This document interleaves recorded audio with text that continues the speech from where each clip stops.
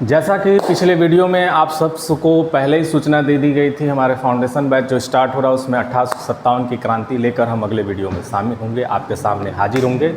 नमस्कार, जय हिंद दोस्तों। आज मैं संतोष कुमार झा आप सबका न्यू निश्चय पॉइंट के इस नए चैनल पे एक बार फिर से हार्दिक अभिनंदन और स्वागत करता हूँ। आज हम लोग जो 1857 की क्रांति देखने जा रहे हैं उसकी पहली पृष्ठभूमि जल्दी समझ लेते हैं, क्योंकि ज़्यादा इधर उधर की बातें नहीं करनी है। 1857 की क्रांति अचानक सडनली हुआ कोई एक घटना नहीं है। इसके लिए बहुत सारे बीजारोपण पहले से लोगों के मन में रोष व्याप्त होना आप पढ़ेंगे किताबों में, बहुत सारे किताबों में ये भूमिका आपको आराम से मिलेगी, जिसमें प्रमुख रूप से 1764 का बक्सर का युद्ध है, बेल्लोर के मठ में हुआ एक सैनिक विद्रोह है। ये दो चीज़ें आपको पुरानी किताबों, पुराने इतिहास में जाएंगे तो आपको मिलेगा कि धीरे धीरे लोगों के मन में अंग्रेज़ों के प्रति, ब्रिटिश सरकार के प्रति, ब्रिटिश ताज के प्रति एक प्रकार का रोष व्याप्त होना शुरू हो गया था, जिसको धीरे धीरे लोगों ने बड़े पैमाने पर अपने स्तर से छोटे छोटे विद्रोहों में किया, लेकिन वो इतिहास के पन्नों में दर्ज नहीं हो पाया। इसका कतई मतलब नहीं कि 1857 के पहले किसी भी समाज, किसी वर्ग समुदाय के द्वारा कोई ब्रिटिश सरकार के प्रति विद्रोह नहीं हुआ था।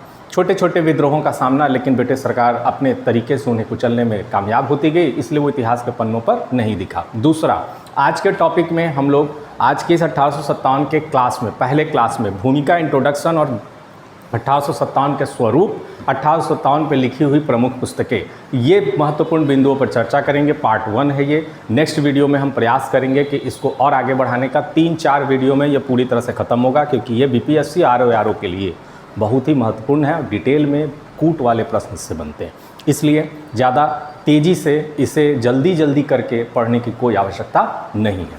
1857 की ये जो क्रांति है, 1857 की क्रांति के समय आप देखेंगे तो प्रधानमंत्री हेनरी जॉन टेम्पल थे। अब ये नाम आपके लिए बहुत नया होगा, तो आपने नाम सुना होगा, कहाँ गया पेन मेरा, हाँ ये है, आपने नाम सुना होगा इनका, पामस्टन। ये वही व्यक्ति हैं भैया जो किताबों में छपे हुए हैं, ठीक है। मैंने पहले ही बोला था कि आपको क्लासेस में थोड़ी डिफरेंसेस दिखेंगे। क्यों? क्योंकि एग्ज़ाम में आयोग भी डिफरेंस करता है, वो भी किताबें पढ़ते हैं, वीडियोस देखते हैं, साइट देखते हैं, कहाँ से लड़का पढ़ सकता है। हेनरी जॉन टेम्पल का ही दूसरा नाम है पामस्टन, ठीक है, जो व्हिग पार्टी से थे। व्हिग पार्टी से इनका संबंध था, याद रखिएगा। व्हिग पार्टी की उस समय सरकार थी, यही पार्टी आगे जाके लिबरल पार्टी बनी, लिबरल पार्टी का रूप ले ली।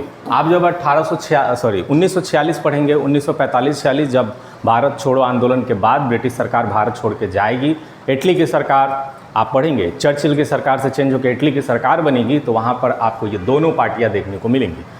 तो व्हिग पार्टी जो बाद में जाकर लिबरल पार्टी का रूप ले ली, ठीक है। पामस्टन को ही हेनरी जॉन टेम्पल भी बोलते हैं, जो उस समय के प्रधानमंत्री थे। 3 साल का शासनकाल था इनका, 1855 से 1858 तक। 1857 का विद्रोह बहुत कुछ ले गया, बहुत लोगों की कुर्सी छीन लिया, तो 1858 के बाद आप देख ही रहे स्थिति खराब हो गई। चलिए आगे देखते हैं। गवर्नर जनरल उस समय कौन था भैया? Lord Canning.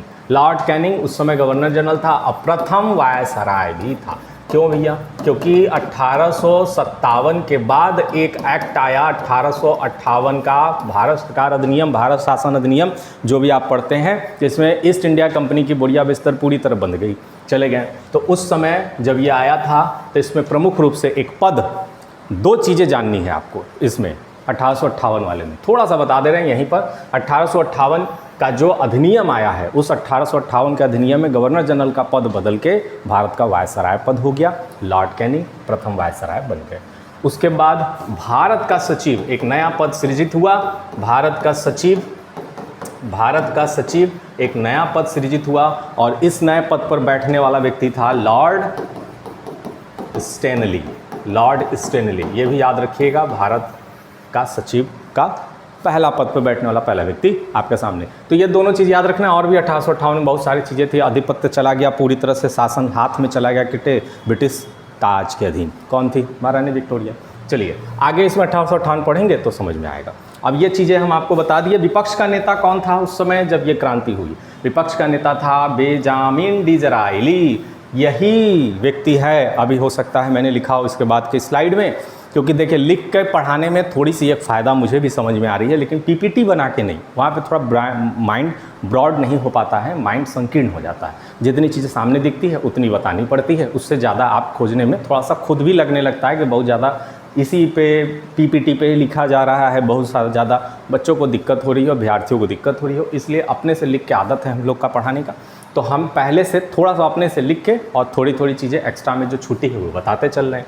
हाँ, जो मैं बता रहा था आपको कि ये जो बेंजामिन डिज़रायली है, अगले जो हम लिखे हुए हैं किन इतिहासकारों का क्या कहना था उनका इस विद्रोह के बारे में, हो सकता है वहाँ भी ये नाम आए, ना आए तो यहीं पे हम बता दे रहे हैं। बेंजामिन डिज़रायली जो उस समय विपक्ष के नेता थे, हाउस ऑफ कॉमन ब्रिटेन की संसद, हाउस ऑफ कॉमन के बेंजामिन डिज़रायली, जैसे आज हमारे यहाँ राहुल गांधी हैं विपक्ष के नेता लोकसभा, उसी तरह बेंजामिन डिज़रायली थे जो कंजर्वेटिव पार्टी से संबंध रखते थे। ठीक है, इन्होंने ही कहा था कि यह एक सिपाही, इन्होंने एक कथन कहा था, ठीक है, उसे आपको याद रखना है, यह एक सिपाही विद्रोह नहीं। लोग कह रहे थे अंग्रेज कि यह सिपाही विद्रोह था, यह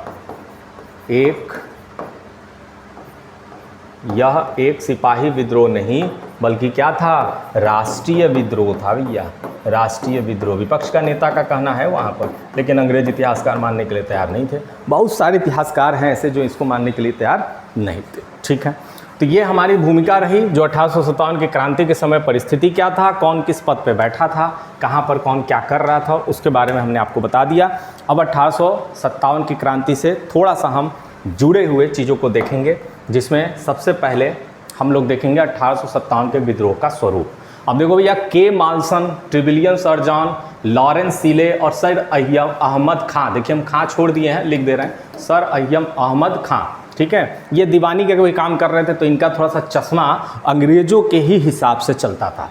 तो Kaye Malleson, Trevelyan, sir Lawrence, sir John Lawrence और सीले का तो आँख सीलिए गया था। ठीक है, यह पूर्णतः रूप से मानते थे कि 1857 की क्रांति सिपाही विद्रोह था। तो सीले का नाम इसमें महत्वपूर्ण है, ये याद रखिएगा, प्रश्न आ चुका है आरओ में, इसलिए ये प्रश्न, ये वाला टॉपिक थोड़ा सा आपका इम्पॉर्टेंट है।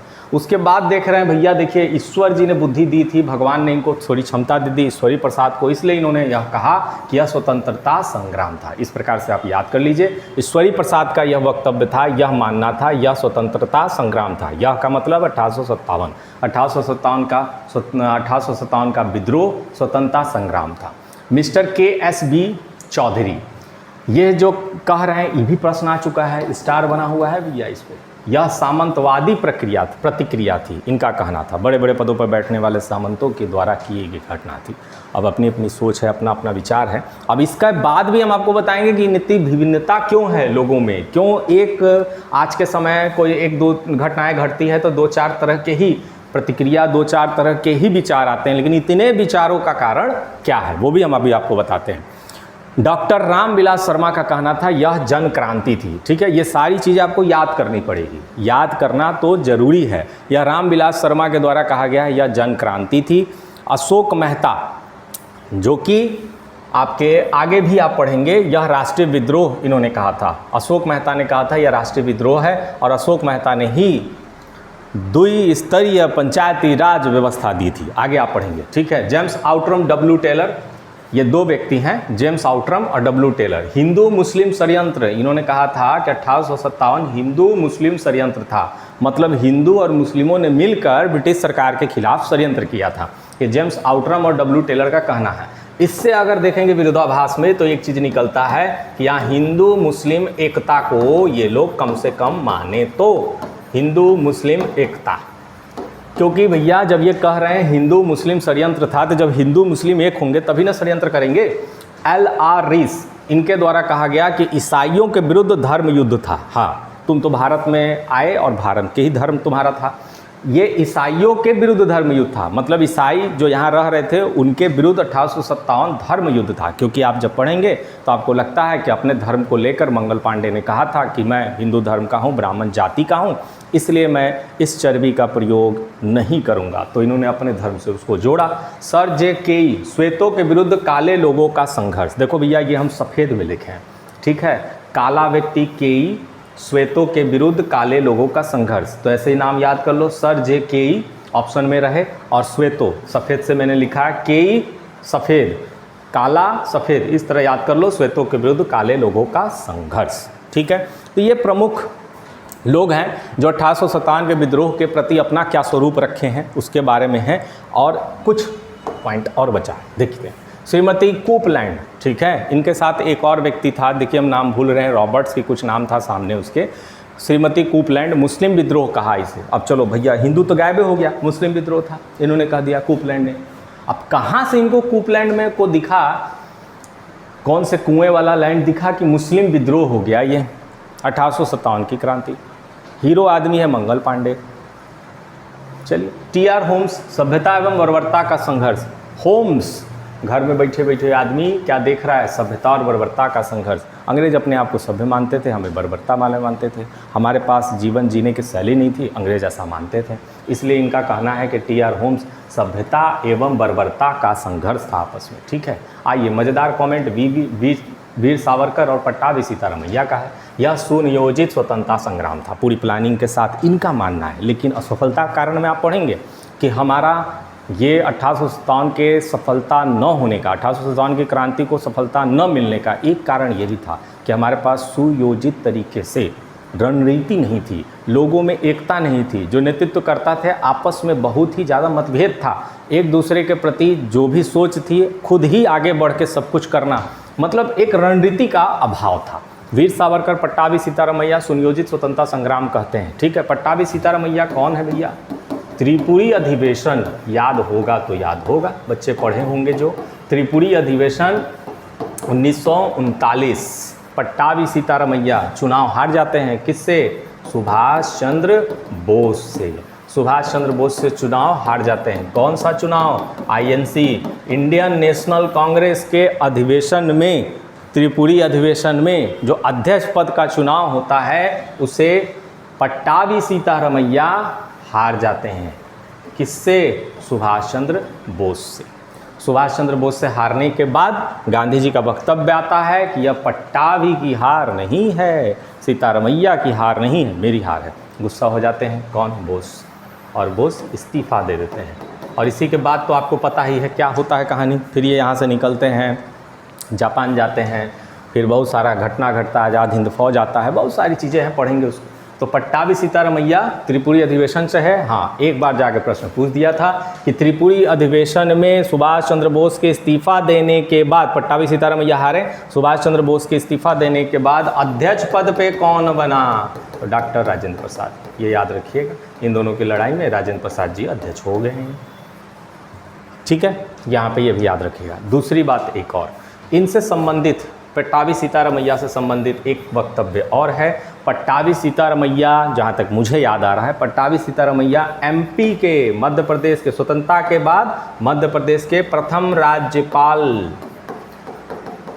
राज्यपाल बने थे भैया, याद रखिएगा। First governor of Madhya Pradesh Pattabhi Sitaramayya. 59 में, जहाँ तक मुझे याद आ रहा है 1959 में इनकी मृत्यु हुई है। 80 के आसपास इनका जन्म था। आप एक बार चेक कर लेना, सब कुछ ज़रूरी नहीं है, हम भी इंसान हैं, कंप्यूटर तो है नहीं।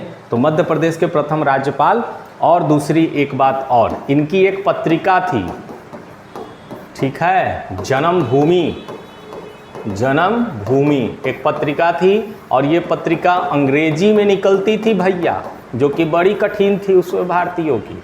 और इसीलिए पट्टाभी सीतारमैया रोज नहीं निकालते थे, सप्ताह में एक बार। साप्ताहिक पत्रिका है, कौन? जन्मभूमि, याद रखिएगा। 1919 का है ये पत्रिका। और पट्टाभी सीतारमैया के बारे में इतनी डिटेल आपको काफ़ी है। ठीक है, आगे चलते हैं।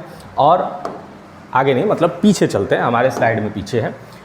1857 के विद्रोह में क्या देखना है? प्रमुख पुस्तकें, ये तो टोटली आपको याद करना होगा।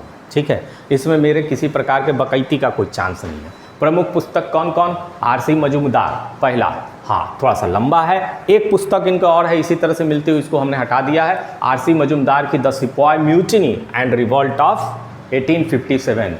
गदर इसका मतलब है, और सिपाही मतलब सिपाही, ज़्यादा अंग्रेजी में बहुराइएगा नहीं, ठीक है, कोनो दिक्कत नहीं है। सिपाही और गदर, गदर तो जान ही रहे अनिल कपूर। द सिपाही म्यूटिनी एंड रिवॉल्ट ऑफ 1857 किसके द्वारा लिखा गया है? आरसी मजूमदार के द्वारा। ठीक है, आरसी मजूमदार के द्वारा। कैसे याद करेंगे? आरसी मजूमदार, इसमें जितना नाम है आप देख लीजिए। आरसी मजूमदार में पहला लेटर छोड़ दीजिए, पहला लेटर छोड़ दीजिए, दूसरा स है, दूसरा स है।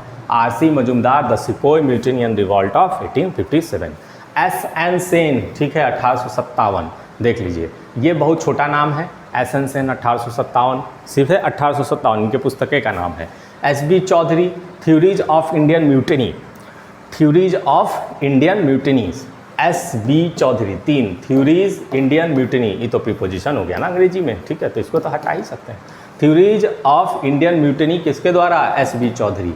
थोड़ा हम बता रहे हैं, आप जैसे भी अब उसमें आ जाए पी.सी. जोशी ऑप्शन में, अब 3 गड़बड़ हो जाएगा। इसीलिए कहा जाता है शॉर्ट ट्रिक्स हर जगह काम नहीं आता।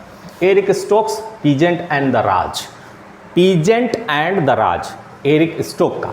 पी.सी. जोशी का, पी.सी. जोशी का रिबेलियन 1857।